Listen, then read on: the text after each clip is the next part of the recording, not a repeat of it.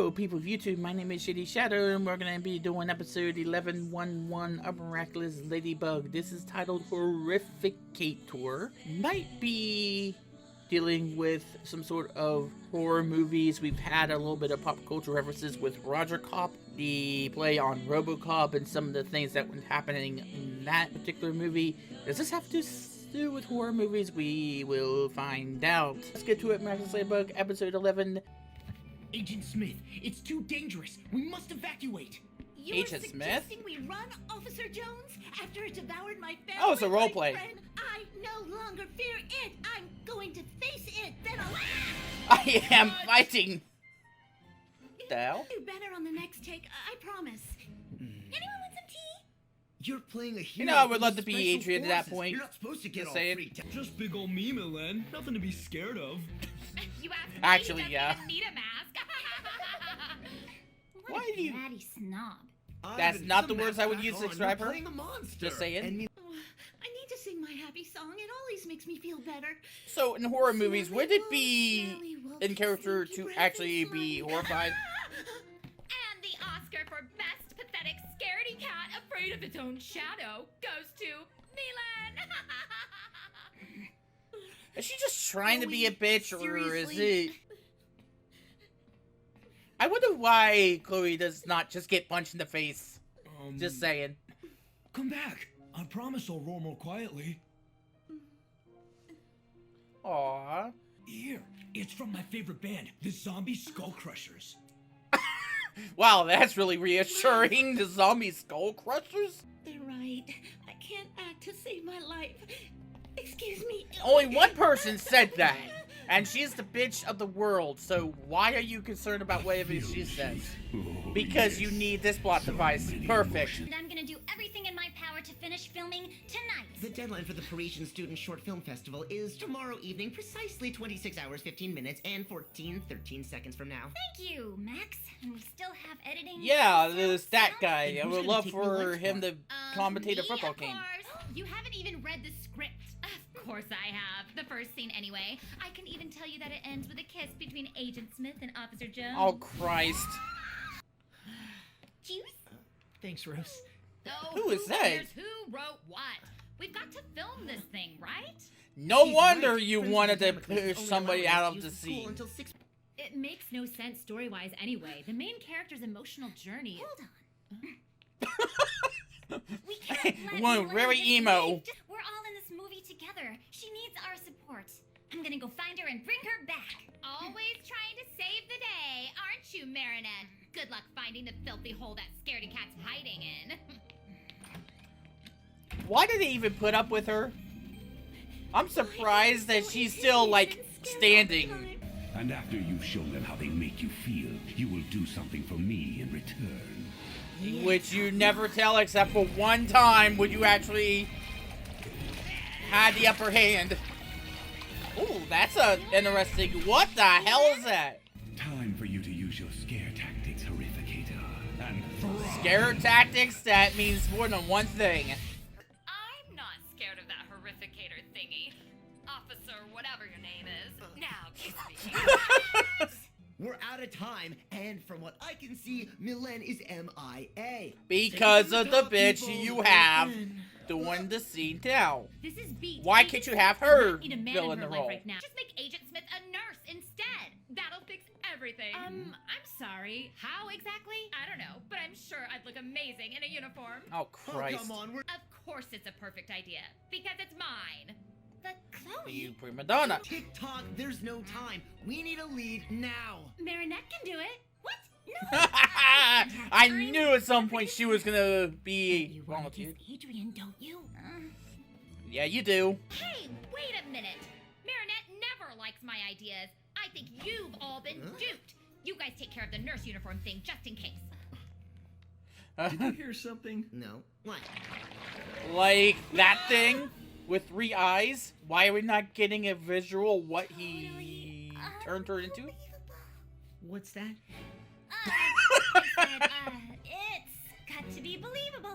Don't worry. You'll do fine. I'm not scared of that monster, Officer Jones. You can't act. I Oh, man. Well, your stupid little movie won't make it into the festival if I'm not in it because my daddy is one of the judges. Yeah, of course, nepotism. You use your dad for everything. Another one of your... You should go to Principal Damocles' office and tell him what's going on. Nino, come on, stop filming. Yeah, if the mayor's not in there trying to fire him again.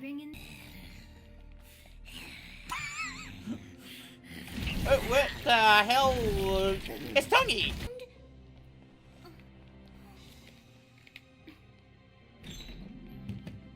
Time to transform. Wow, she had the same idea, only the cell phone? Anyone seen Agent Smith? Yeah, I mean, Marinette. This reminds me of, Oh no, this is Marinette's phone. this reminds me of Ghostbusters. Quick, check the windows. Where's the Stay Puft Marshmallow Man? Don't think of it. No bars, no coverage. Told you so. No lies, no the curse, not a single luxury. Is everything okay? Everyone out of here. Capture that victim's Akuma. Exactly. I love it when you read my mind. Oh, God. Don't mind me, finding the missing peeps and solving this crazy mystery with Cat No Arm Ladybug. This movie's gonna be so swank. Stay together, right behind us. A Ladybug movie? That would be awesome. Like Gozer.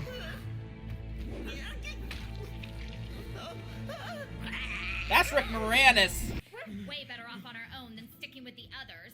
Why would we stay with the group when we could just... Because you're an idiot, that's why.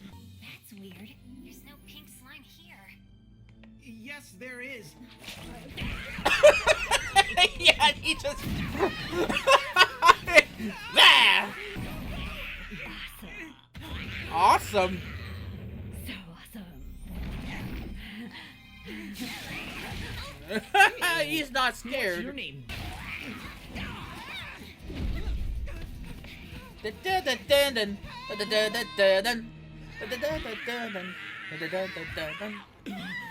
first we gotta get out of this sticky situation quickly before it dries. What the? You almost got her head. Oh, man. And you say you like her. It's a good thing I come up with brilliant ideas like this. No one's gonna get... Yeah, and you're not the helping. barricade. You're not helping. Is everyone here? Mr. Damocles? Alex? Nathaniel? Adrian? Adrian? They have this sort of thing in the school, by the way. This would creep me out on its own. Just try and calm down. We'll find a way to get you out of there. No, you won't.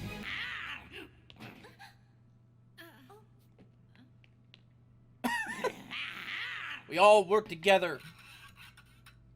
Okay, we're all going to sing. Oh, God. Smelly wolf, trapped in the stinky hut. Smelly wolf, I'm gonna kick your... Smelly wolf, stinky breath and slimy drool. Smelly wolf, This is a song. This is a song. No more evil. Wow, that was way too easy. That was way too easy. Time to de-evilize. Why is Ladybug the only one that gets this ability? Bye, little butterfly. I wonder about that.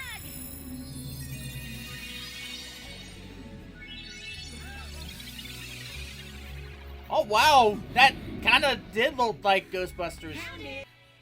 Hey. Well, Mr. Mayor, what do you think? Off the hook, right? We did it with the... Even if that final kiss wasn't quite what we thought it would be. Aww. Okay, so it was kind of like a horror movie that we were getting into, but it reminded me more of Ghostbusters, to the point where I thought that perhaps Harold Ramis and Dan Aykroyd were the ones that were writing this particular episode, although rest in peace, Harold, you will be sorely missed. On to lighter things, the concept behind the monster, the whole idea that we don't get to see her face right away, that we slowly gradually get to when we actually get to see the monster firsthand, we actually get to see what the monster looks like. It actually built up in the way a horror movie does. Like, okay, you see the feet of the monster, then you get to see the shadow of the monster, you get to see how many eyes it has, and all of a sudden you get to see the monster itself, which is not even talking in this episode. I thought of Gozer the first time I saw that. The slime and all of that. The way that the slime was covering the school, it looked like, I can't remember the exact building that it maybe City Hall. That looked like what the school looked like when Ladybug did her charm to cleanse everything of what had occurred during the Akuma's wrath. So the only thing that would have been perfect is we got a sort of thing like Stay Puft Marshmallow made or something like that. But that was just me because I wanted Roger Cup to have a little bit more resemblance to RoboCop and how things went about that movie. But I think with this particular one, it did more of a homage to Ghostbusters than Roger Cop did with RoboCop. I think this served what it was trying to do in that front pretty well. I'm very surprised that Chloe has not gotten slapped yet. Just saying. Wow, she turned the bitch scale up to 11 or what this episode? Like, holy crap. Why do people still put up with her? I mean, by this point, if I was the person in that class and she kept doing that, I would say, you know what? I'm actually going to go higher than the mayor of the city to get rid of you. Because obviously the only reason no one's actually bitch slapped you yet is because of your father being the goddamn mayor. She really became the catalyst bitch in this episode. She's been that way a couple times now. I've started to wonder a little bit about whether or not she might have a severe role to play in that front later on. Marinette, when she becomes Ladybug, she has these powers, and she's the only one we know of, at least, that has the power to de-evilize the Akuma. Does Cat Noir have the same type of power to which he can de-evilize the Akuma?